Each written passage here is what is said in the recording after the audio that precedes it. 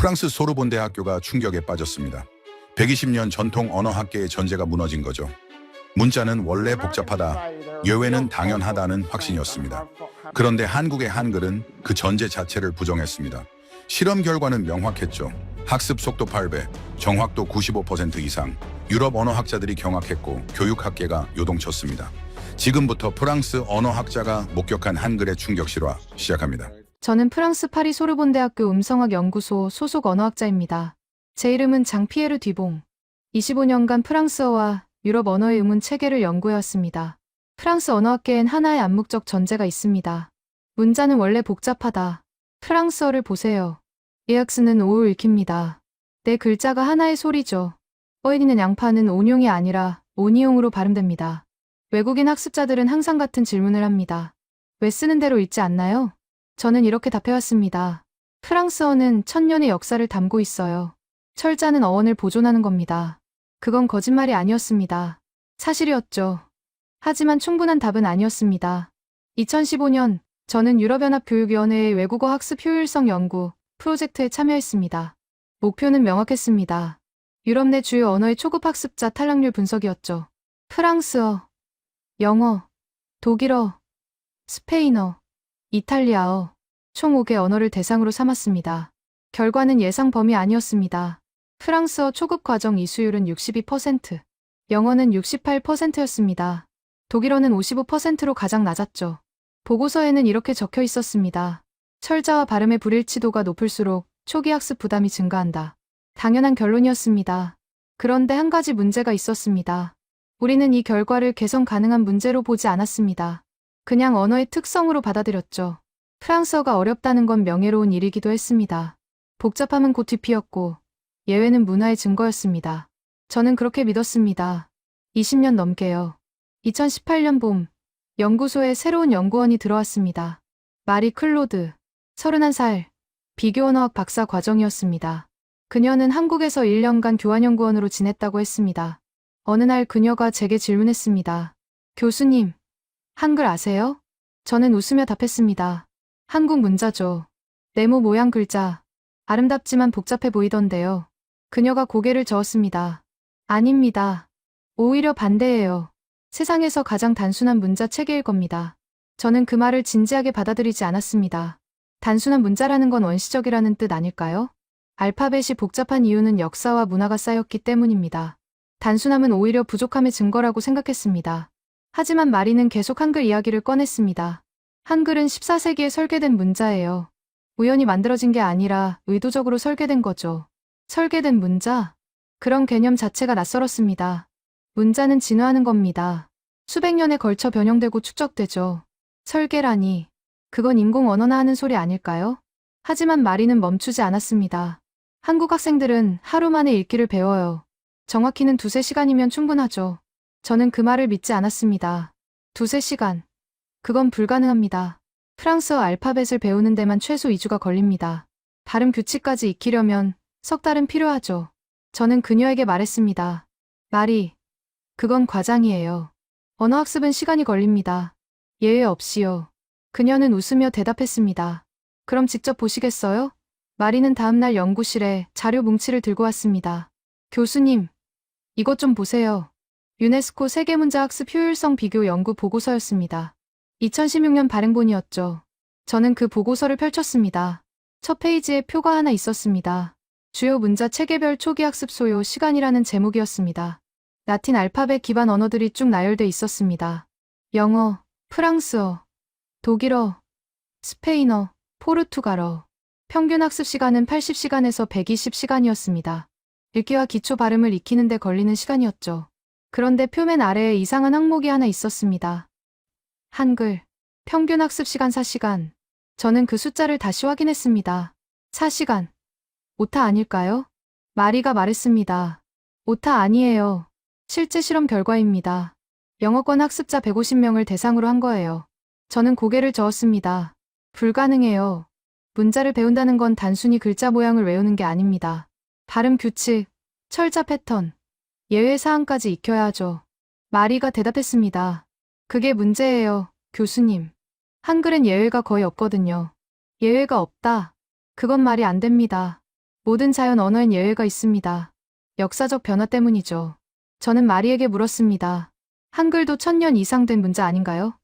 당연히 예외가 쌓였을 텐데요. 마리가 고개를 저었습니다. 한글은 1000년 문자가 아니에요. 정확히는 579년 됐습니다. 1443년에 만들어졌거든요. 579년. 프랑스어 철자법이 확립된 시기와 비슷했습니다. 하지만 프랑스어는 그 사이 수많은 예외가 쌓였습니다. 한글은 왜 안 그랬을까요? 마리가 설명을 이어갔습니다. 한글은 소리를 기록하기 위해 설계된 문자예요. 어원을 보존하려고 만든 게 아니라 발음을 정확히 표기하려고 만든 거죠. 저는 그 말을 곱씹었습니다. 발음을 정확히 표기하려고? 그럼 프랑스어는 뭘 위해 만들어진 걸까요? 답은 명확했습니다. 라틴어를 이어받았고 역사적 변화를 겪었으며 철자는 어원을 따랐습니다. 발음과 철자가 따로 노는 건 당연한 결과였죠. 마리가 노트북을 열었습니다. 교수님, 제가 서울에서 실험을 하나 했어요.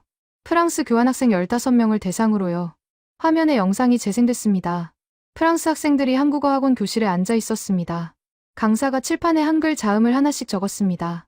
기역, 니은, 디귿, 리을, 미음, 비읍, 시옷. 학생들이 따라 읽었습니다.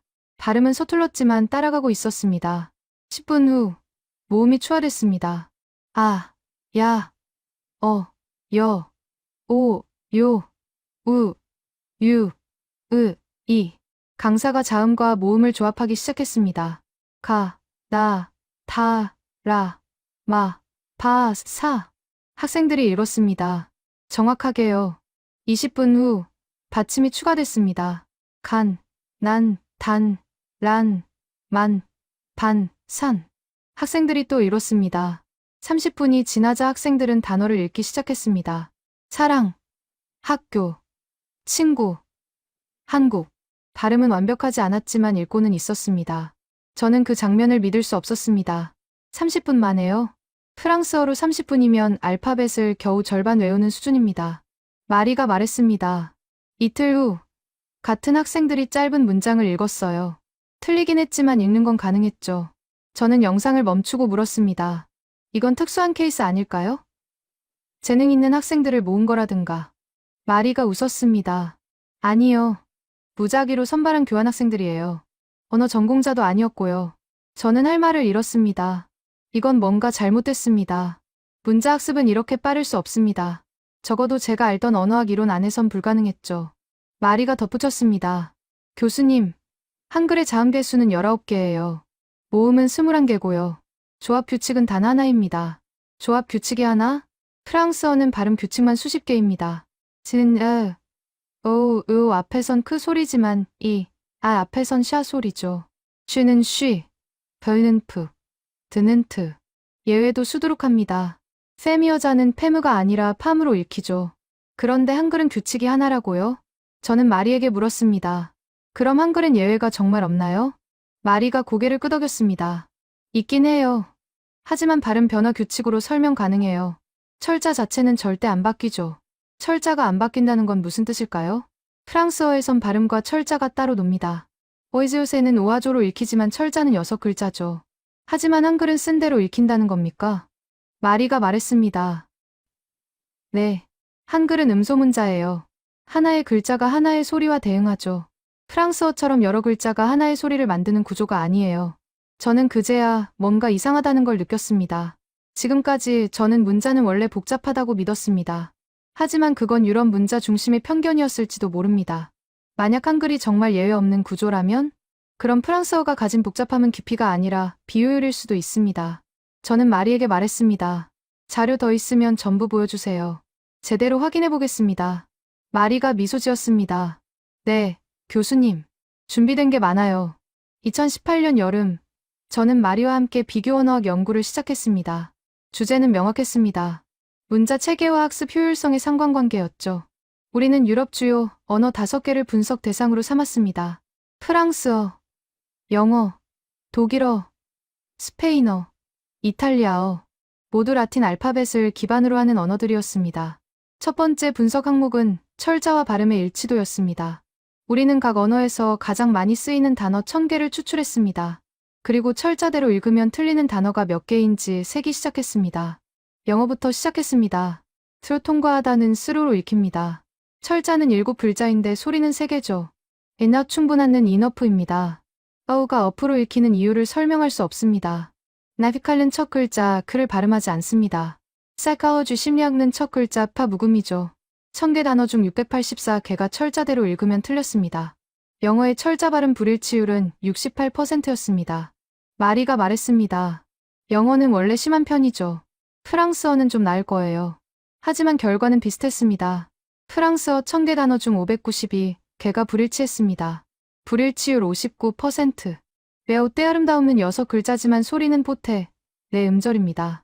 쉐베악스 머리카락은 7글자지만 발음은 슈베, 네 소리죠.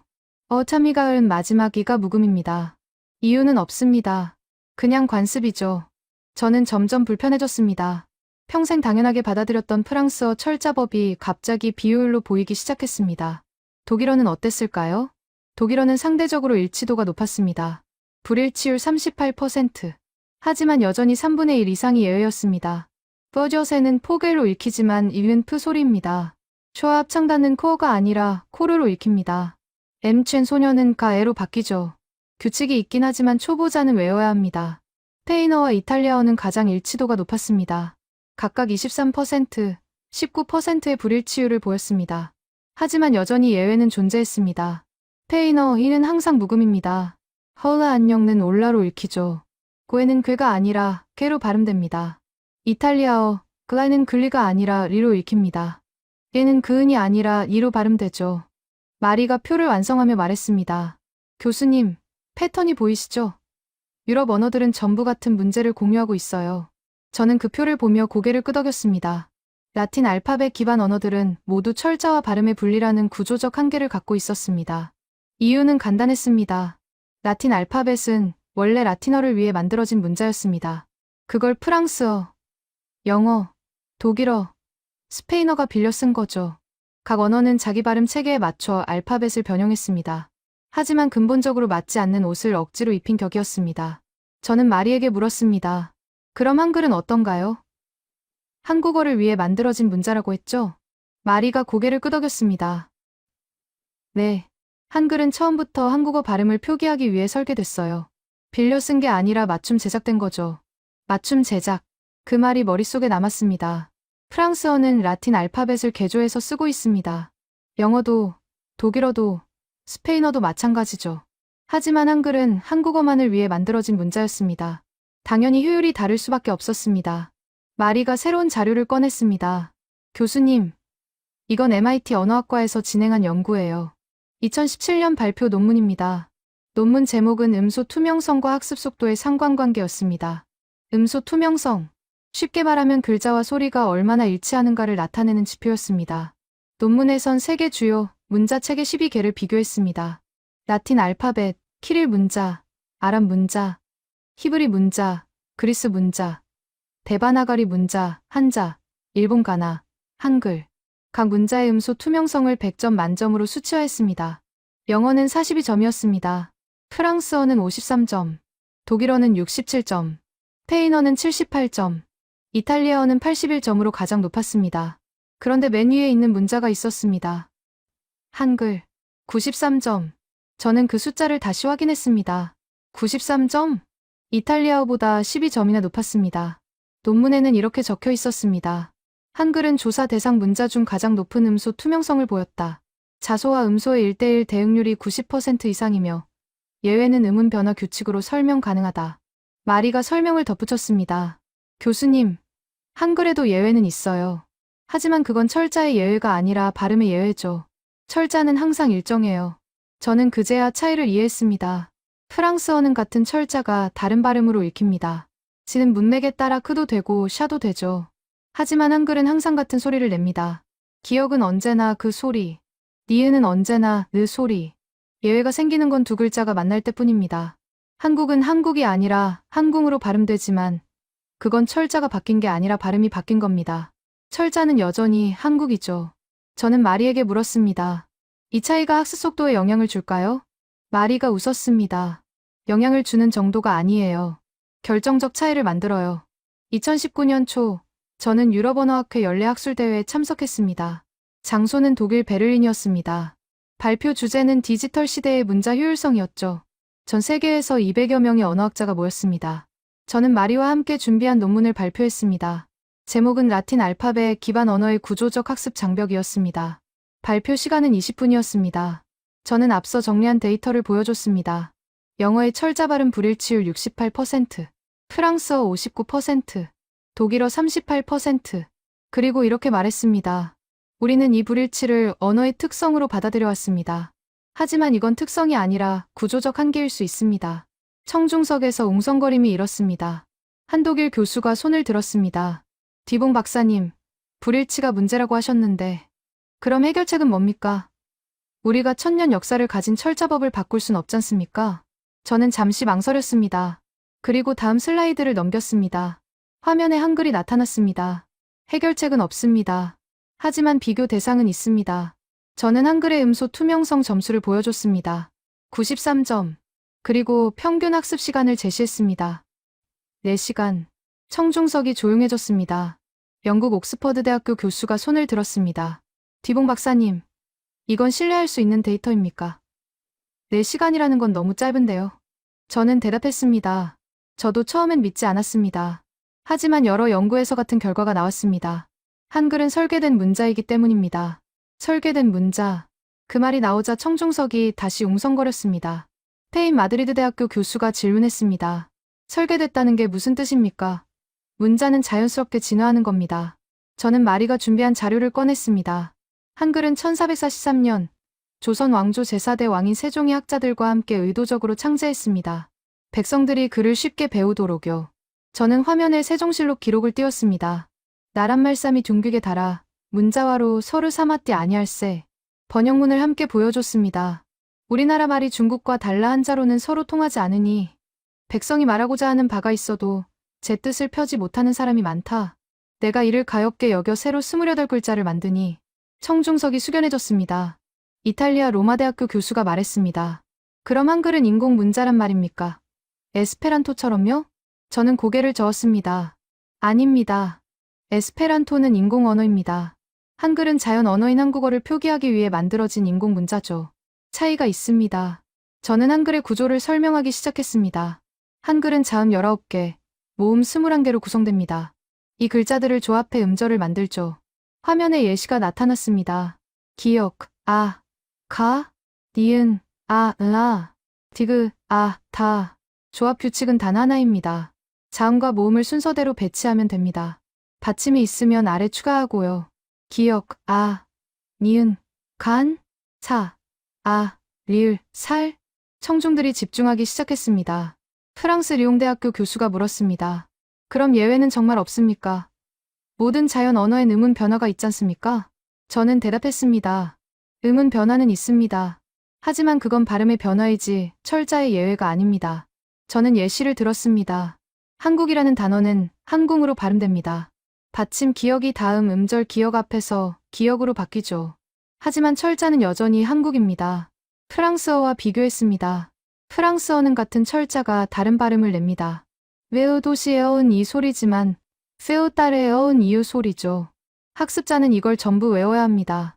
하지만 한글은 리을이 항상 르 소리를 냅니다. 위치에 따라 발음이 바뀔 순 있지만 글자 자체의 소리는 절대 안 바뀝니다. 청중석에서 박수가 나왔습니다.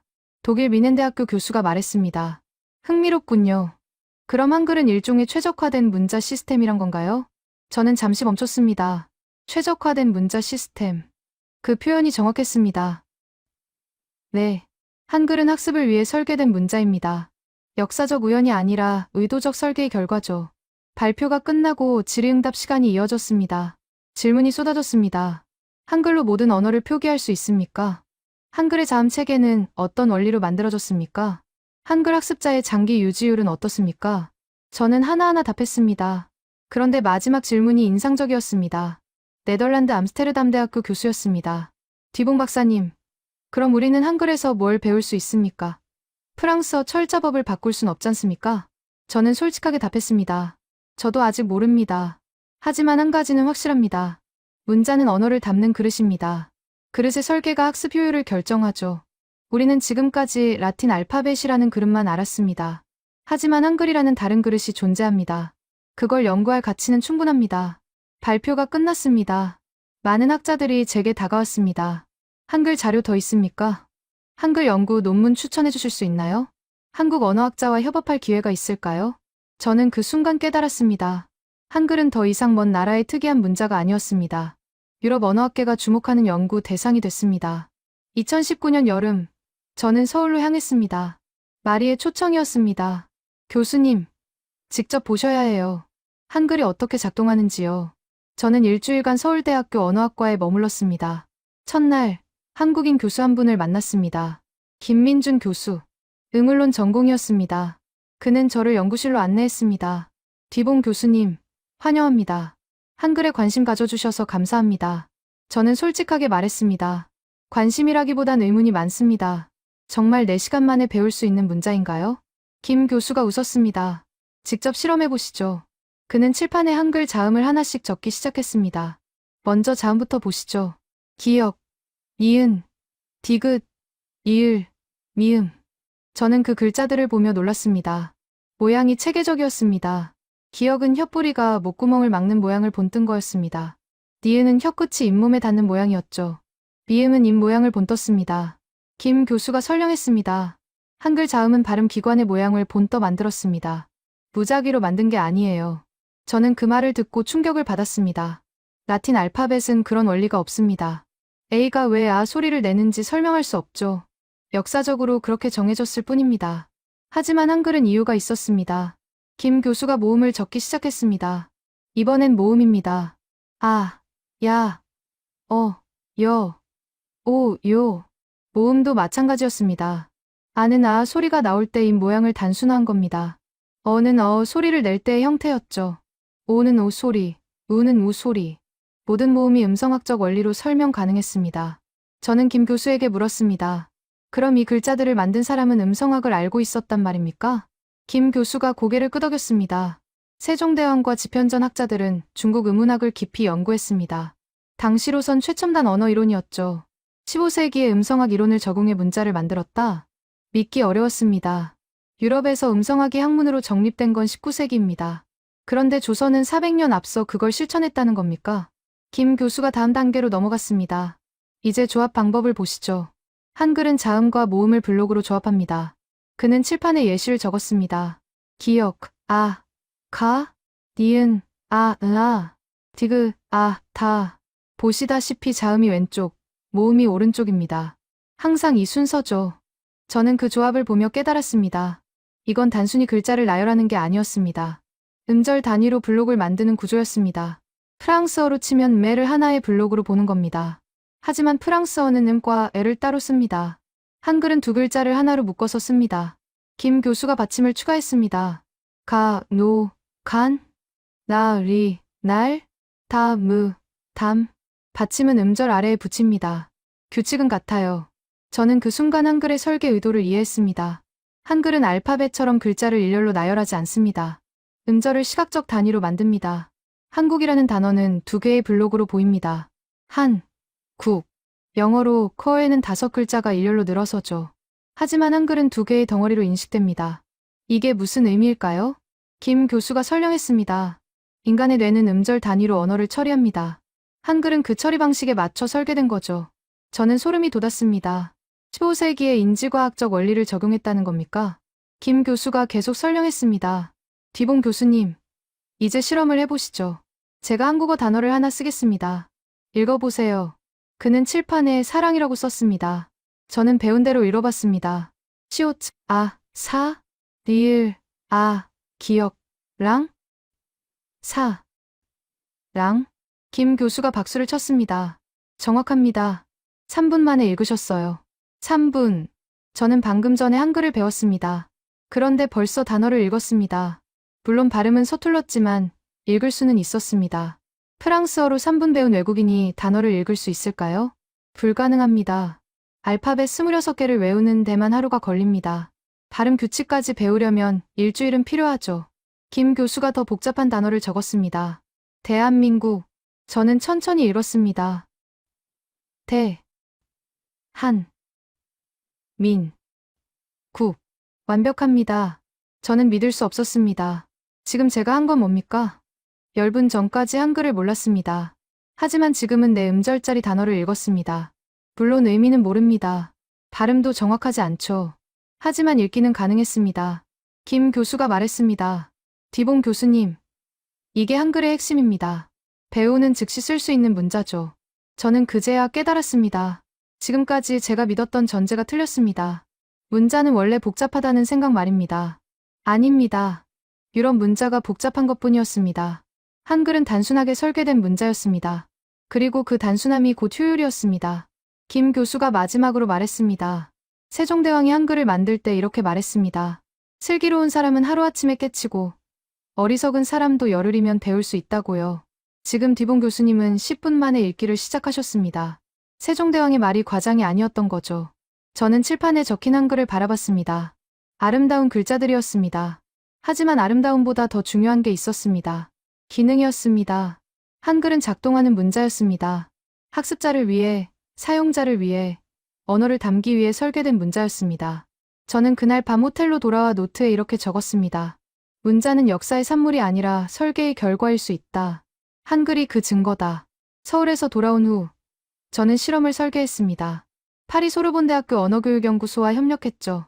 목표는 명확했습니다. 실제 학습 데이터를 확보하는 겁니다.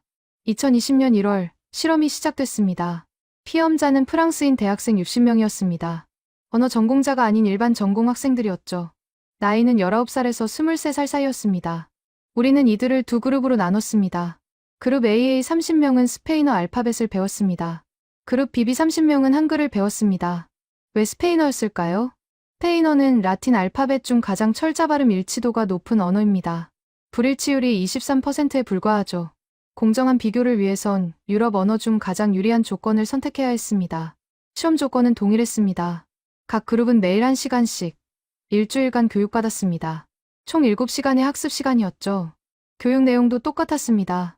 첫째 날 자음과 모음 익히기, 둘째 날 음절 조합 연습, 셋째 날 단어 읽기, 넷째 날 짧은 문장 읽기, 다섯째 날 발음 정확도 훈련, 여섯째 날 받아쓰기 연습, 일곱째 날 종합평가, 모든 과정을 녹화했습니다. 첫째 날, 두 그룹 모두 비슷한 반응을 보였습니다. 낯선 문자에 대한 호기심과 긴장이었죠. 스페인어 그룹은 알파벳 27개를 배웠습니다. AA, 베비, 세시, 데디, A. 1시간 만에 절반 정도 외웠습니다. 한글 그룹은 자음 19개, 모음 10개를 배웠습니다. 기역, 니은, 디귿, 이을, 미음. 역시 1시간 만에 대부분 외웠습니다. 첫날 결과는 비슷했습니다. 둘째 날부터 차이가 나타나기 시작했습니다. 스페인어 그룹은 발음 규칙을 배웠습니다. 시는 세로 읽지만 사는 시로 읽습니다. 깨는 가지만 쥐는 해입니다. 히은 묵음입니다. 발음하지 않아요. 학생들이 헷갈려하기 시작했습니다. 왜 기가 때에 따라 다른 소리를 내나요? 강사가 답했습니다. 그냥 규칙이에요. 외우셔야 합니다. 한글 그룹은 조합 방법을 배웠습니다. 자음과 모음을 합치면 음절이 됩니다. 기역, 아, 가입니다. 이은, 아, 나고요. 학생들이 바로 따라했습니다. 가, 나, 다, 라, 마. 예외가 없었습니다. 조합만 하면 됐죠. 한 학생이 질문했습니다. 항상 이렇게 읽히나요? 강사가 답했습니다. 네, 예외 없이 항상 같은 소리입니다. 셋째 날, 단어 읽기 테스트를 했습니다. 스페인어 그룹에게 10개 단어를 제시했습니다. 캐스집, 페로게, 게이트 고양이, 레브로책, 아메거 친구. 평균 정답률은 62%였습니다. 많은 학생이 페어를 페로로 읽었습니다. 의 굴림음이라는 걸 몰랐죠. 게이트를 가토로 읽은 학생도 있었습니다. 기 다음에 애가 오면 가 소리라는 규칙을 까먹은 겁니다. 한글 그룹에게도 10개 단어를 제시했습니다. 사람, 하늘, 나무, 학교, 친구. 평균 정답률은 87%였습니다. 틀린 경우는 대부분 발음이 서툴러서였지, 읽지 못해서가 아니었습니다. 사람을 사람으로 천천히 읽었지만 읽긴 읽었습니다. 학교를 학크교로 읽은 학생도 있었지만 그래도 글자는 해독했죠. 넷째 날, 차이는 더 벌어졌습니다. 스페인어 그룹에게 짧은 문장을 제시했습니다.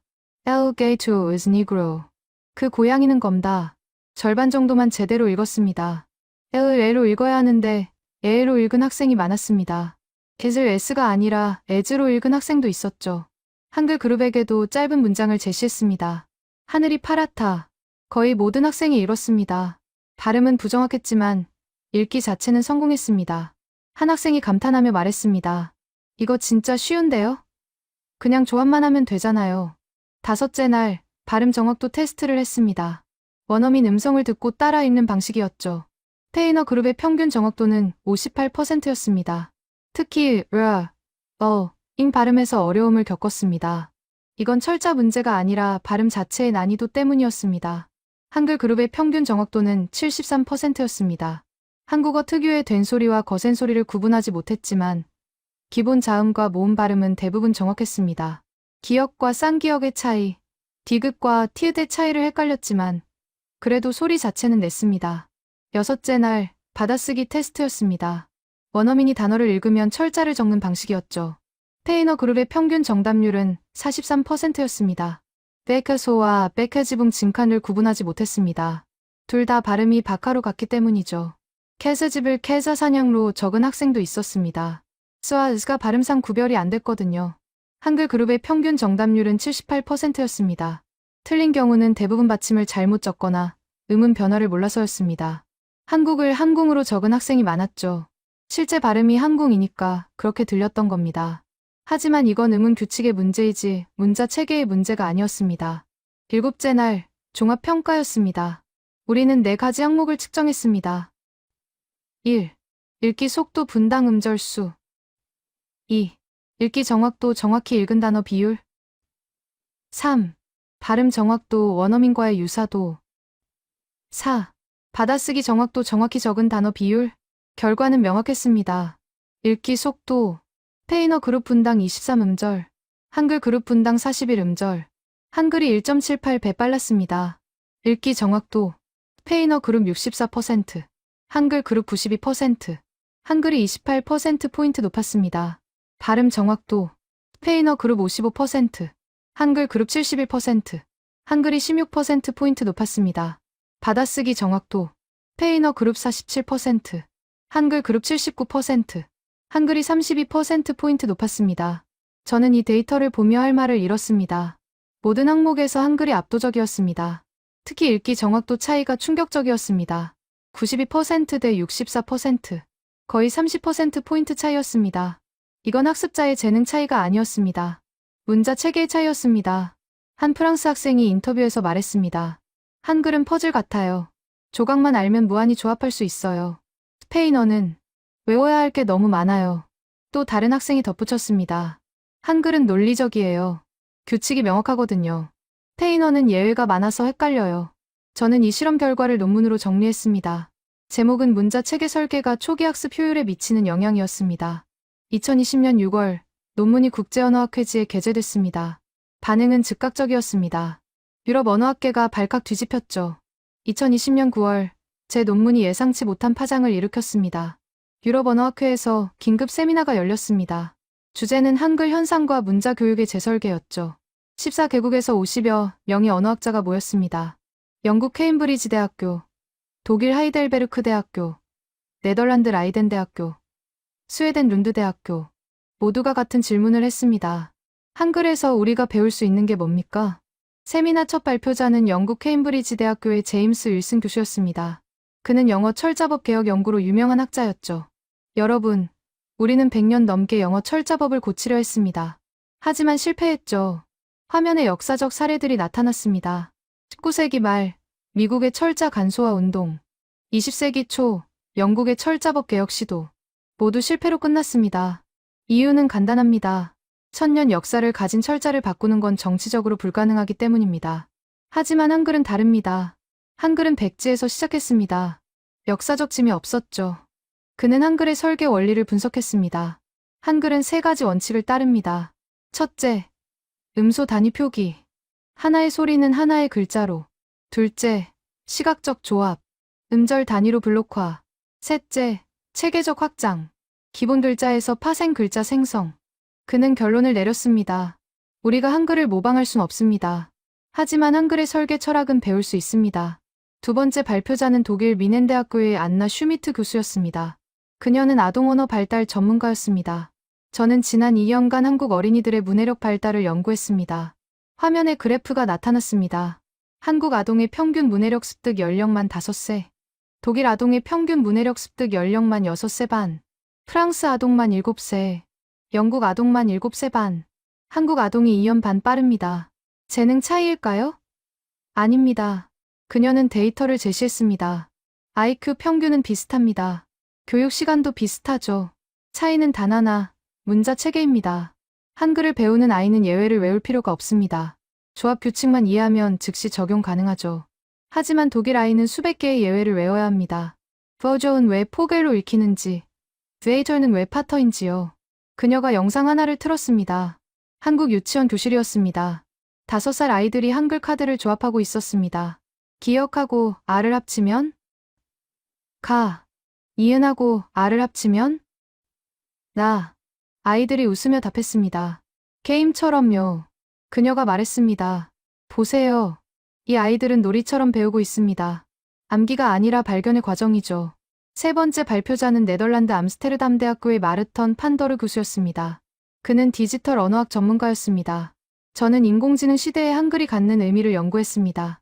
화면에 데이터가 나타났습니다. 음성인식 정확도를 비교했습니다. 같은 인공지능 엔진을 사용했죠. 영어 음성인식 정확도 83%, 프랑스어 78%, 독일어 81%, 한국어 94%, 한국어가 10%포인트 이상 높습니다. 왜일까요? 그는 설명했습니다. 인공지능은 패턴을 학습합니다. 예외가 많으면 학습이 어렵죠. 한글은 예외가 거의 없습니다. 인공지능이 패턴을 빠르게 학습할 수 있어요. 자연어 처리 분야에서 한국어는 이미 최적화된 언어로 평가받고 있습니다. 그는 놀라운 사례를 제시했습니다. 구글의 다국어 음성 인식 엔진은 한국어를 기준 모델로 삼았습니다. 다른 언어를 학습시킬 때 한국어 모델을 참고하는 거죠. 청중석이 술렁였습니다. 한글이 인공지능 시대의 표준 모델이 되고 있다는 겁니까? 네 번째 발표자는 프랑스 리옹 대학교의 소피 뒤랑 교수였습니다.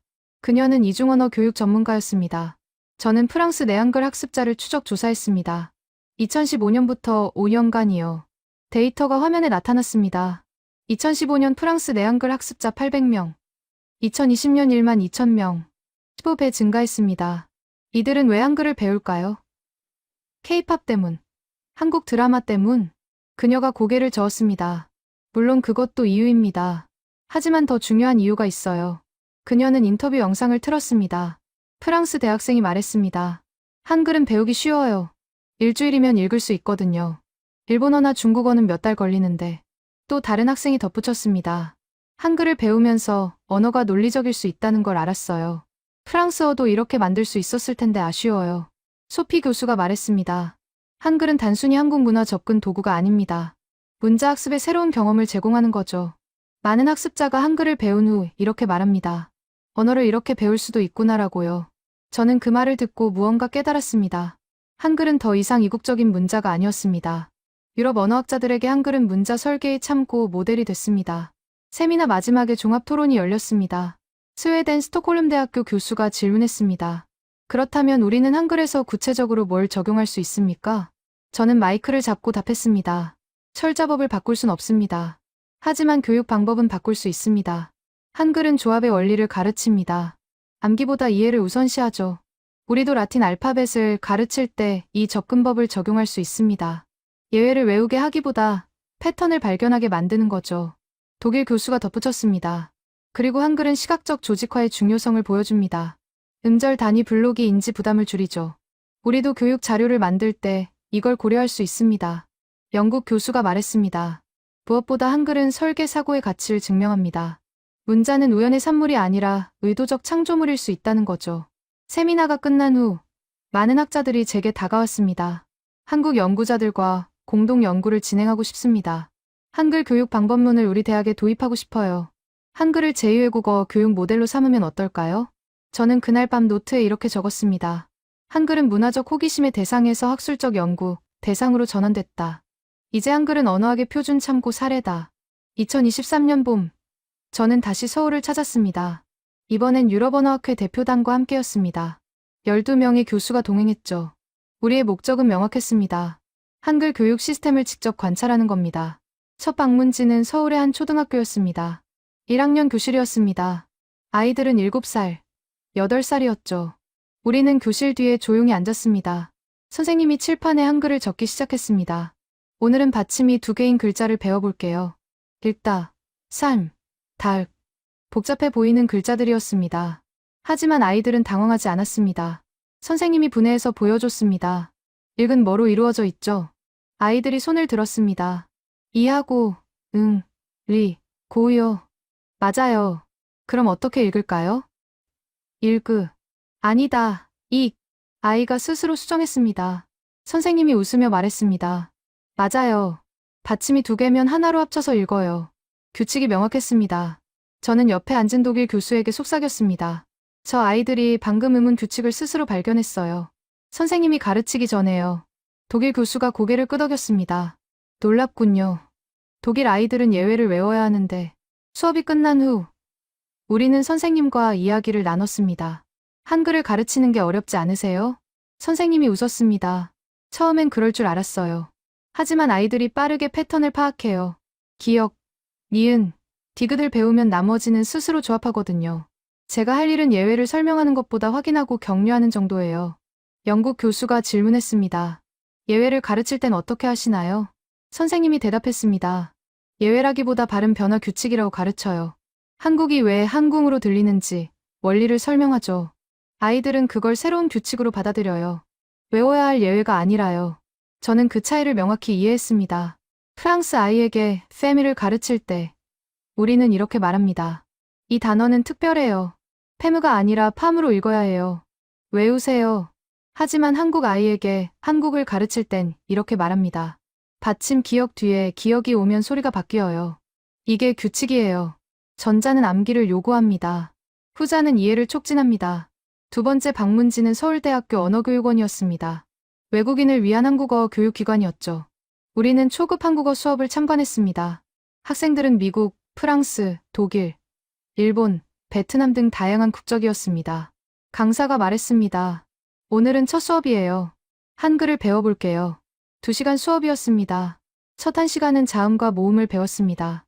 기역, 니은, 디귿, 아, 야, 여. 2번째 1시간은 조합 연습이었습니다.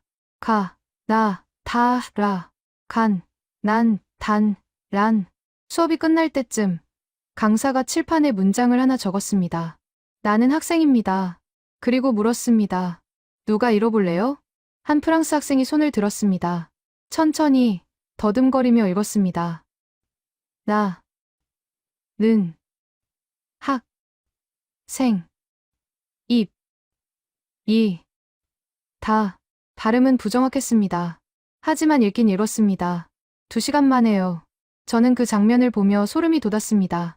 저도 똑같은 경험을 했었죠. 3년 전 김민준 교수의 연구실에서요. 수업 후 우리는 그 프랑스 학생과 이야기를 나눴습니다. 한글 배우기 어땠어요? 학생이 웃으며 답했습니다. 처음엔 겁났어요. 글자가 너무 다르게 생겨서요. 하지만 막상 배우니까 너무 쉬웠어요. 퍼즐 맞추는 것 같았거든요. 프랑스어는 1년 배워도 철자가 헷갈리는데 한글은 2시간 만에 읽을 수 있었어요. 독일 교수가 물었습니다. 그럼 앞으로도 한국어를 계속 배울 건가요? 학생이 고개를 끄덕였습니다. 네. 한글이 이렇게 쉬우니까 자신감이 생겼어요. 언어를 배우는 게 이렇게 재미있을 줄 몰랐어요. 그날 저녁, 대표단은 호텔에서 회의를 열었습니다. 우리는 3일간 본 것들을 정리했습니다. 영국 교수가 말했습니다. 한글의 핵심은 접근성입니다. 누구나 빠르게 배울 수 있다는 거죠. 독일 교수가 덧붙였습니다. 그리고 확장성이에요. 기본 규칙만 알면 무한히 조합할 수 있으니까요. 프랑스 교수가 말했습니다. 무엇보다 자신감을 줍니다. 학습자가 빠르게 성취감을 느끼죠. 저는 마지막으로 발언했습니다. 우리가 주목한 건 한글의 인기가 아니었습니다. 한류나 케이팝 때문에 한글을 연구한 게 아니에요. 우리가 주목한 건 한글의 설계입니다. 배우는 즉시 쓰이도록 만들어진 구조요. 한글은 580년 전에 완성된 문자입니다. 하지만 디지털 시대, 인공지능 시대에 가장 효율적인 문자로 평가받고 있어요. 이게 우리에게 주는 교훈은 명확합니다. 문자는 도구라는 겁니다. 역사의 무게가 아니라 기능의 효율로 평가받아야 한다는 거죠. 회의가 끝난 후 저는 호텔 창밖을 바라봤습니다. 서울의 야경이 펼쳐져 있었습니다. 네온 사인에 한글이 가득했습니다. 카페 간판, 광고판, 지하철 안내문, 모두 한글로 쓰여 있었죠. 저는 3년 전을 떠올렸습니다. 문자는 원래 복잡하다고 믿었던 때를요. 그 믿음은 틀렸습니다. 유럽 문자가 복잡한 것뿐이었습니다. 한글은 다른 길을 보여줬습니다. 문자는 단순할 수 있고 논리적일 수 있으며 효율적일 수 있다는 거요. 저는 노트를 펼치고 마지막 문장을 적었습니다.